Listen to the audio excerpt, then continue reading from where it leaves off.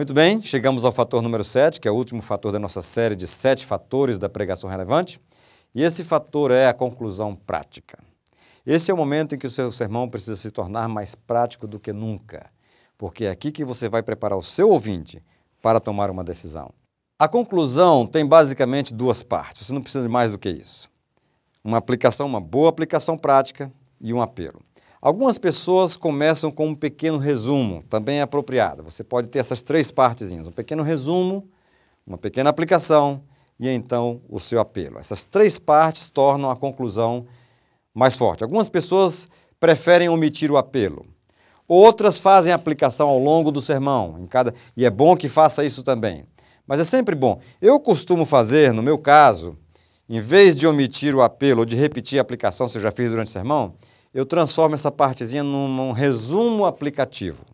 Em vez de simplesmente resumir e depois aplicar, eu já faço um pequeno resumo aplicando aquilo que foi falado. Por exemplo, se eu estou falando sobre a fé, eu costumo dizer assim, coisa parecida, apenas um exemplo,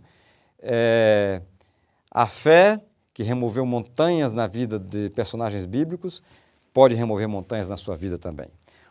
Fiz uma pequena referência ao que falei durante o sermão, mas já estou jogando no contexto do ouvinte, na sua vida também. Então, esse tipo de resumo aplicativo tem me dado um bom efeito. Apenas uma sugestão para você pensar. Mas qual é o segredo de uma boa aplicação, por exemplo? Alguém disse que não existe sermão sem aplicação, ou seja, se o sermão não tem aplicação, ele não é sermão, porque é a aplicação que vai colocar o sermão no dia a dia, na vida diária das pessoas. Alguém disse também que assim como a explanação do sermão prepara a mente do ouvinte, a ilustração prepara o coração do ouvinte, a conclusão, ou seja, a aplicação, prepara a decisão do ouvinte. Então é preciso que haja uma boa aplicação. Qual é o segredo? Tem 2 coisas que você deve levar em conta quando estiver fazendo uma aplicação prática. Primeiro, qual é o propósito da sua mensagem? A aplicação ela tem que ser conectada com todo o tema do sermão, com todo o desenvolvimento do sermão. Então, qual é o propósito da sua mensagem? Tenha isso bem claro antes de fazer a sua aplicação. E número 2, identifique uma necessidade de seus ouvintes. Como é que você faz a aplicação? Você identifica o propósito da mensagem, identifica a necessidade dos ouvintes e mistura os 2. Como você vai pegar o propósito da mensagem e levá-lo a suprir uma necessidade dos ouvintes? É dessa maneira que você, em palavras bem simples, né, resumidas, que você pode fazer a sua aplicação mais prática e mais relevante. Misturar o propósito com a necessidade do ouvinte. E o seu apelo, existem diferentes maneiras de fazer apelos. Eu fiz questão de perguntar a alguns dos nossos ouvintes, fazer uma pequena pesquisa com eles e saber o que eles pensam do apelo, qual o tipo de apelo que mais os motiva a responder. Eu percebi que a maioria dos ouvintes está aberta a responder o apelo, mas eles têm preferências diferentes. Vamos ouvir. Tem algumas mensagens que já não, de repente pelo assunto e tudo mais, não envolveram talvez tanto, ou seja uma decisão mais específica, e às vezes o pregador ele fica forçando que você tome uma decisão e você toma para fazer parte da massa, né? Então eu acho que também não é genuíno, porque ela tem que ser de coração. O apelo tem que ter desafio. Às vezes nós precisamos de um chacoalhão, se incomodar na cadeira, querer levantar e fazer alguma coisa.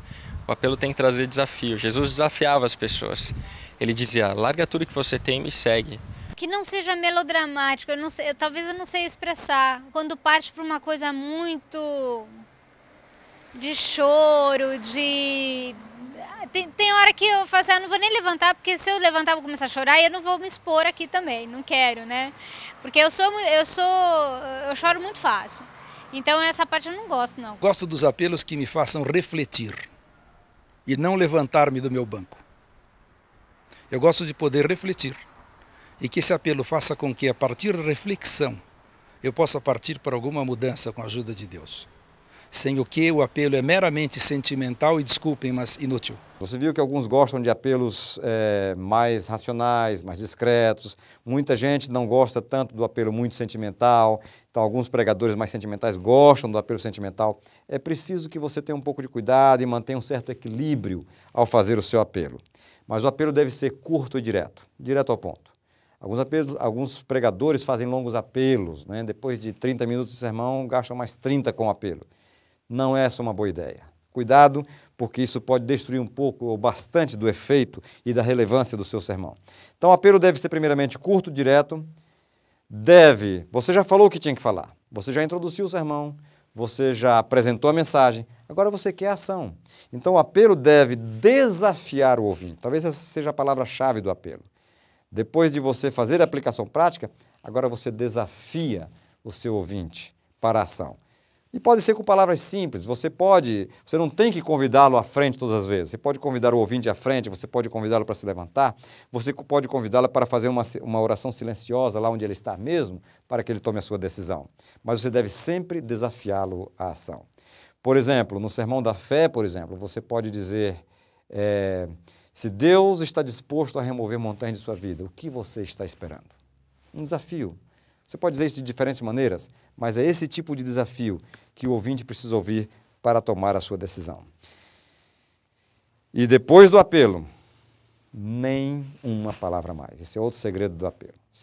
Conclusão curta, objetiva, rápida aplicação, apelo e senta. Porque tudo o que você disser depois do apelo, você começa a destruir o que foi dito antes.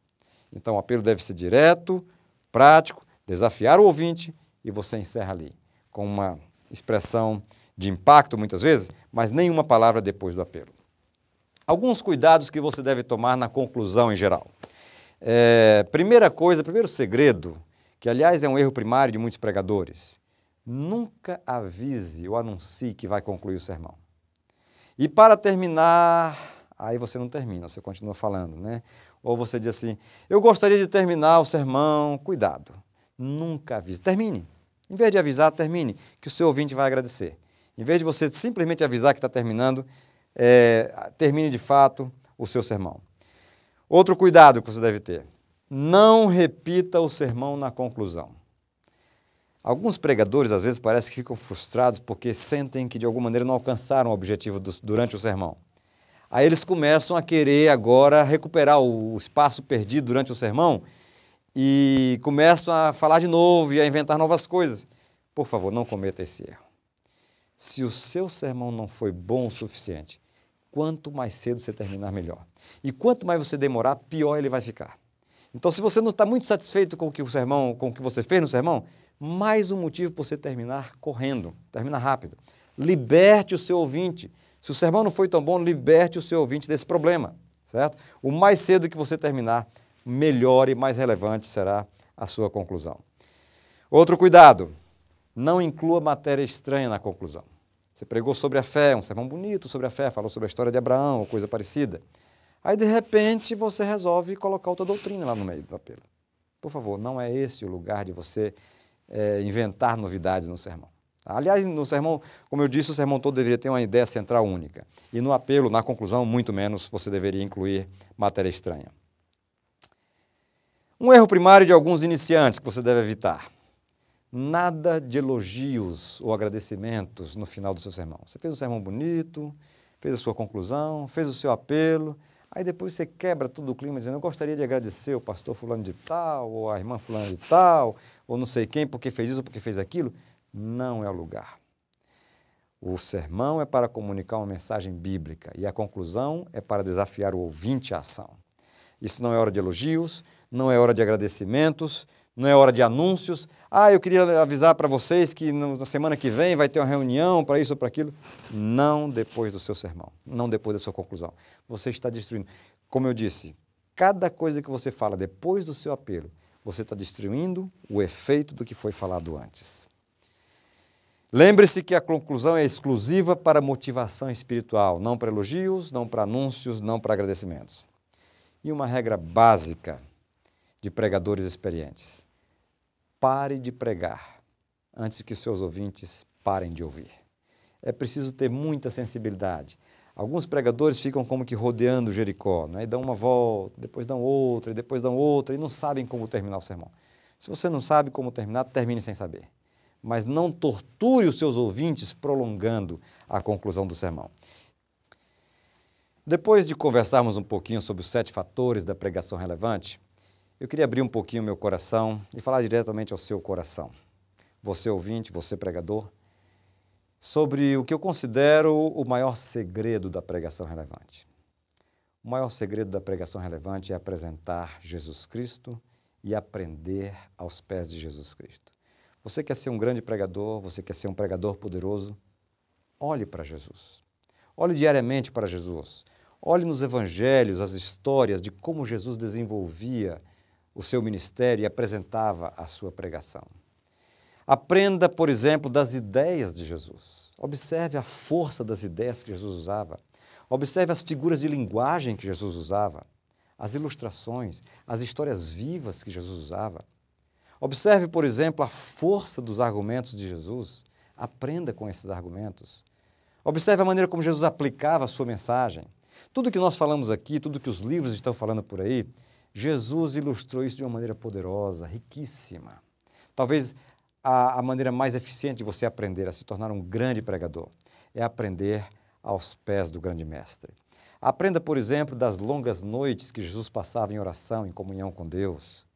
Aprenda, por exemplo, da maneira como Jesus se relacionava com todos os tipos de pessoas, conversando com elas, atendendo as pessoas, se misturando com elas, envolvido com elas. É isso que vai fazer, pouco a pouco, com que você aprenda a oferecer ou a apresentar uma pregação relevante e a se tornar um pregador poderoso. É esse o desejo dos seus ouvintes, é essa a expectativa da sua congregação, é essa a expectativa daqueles que estarão ouvindo a sua mensagem.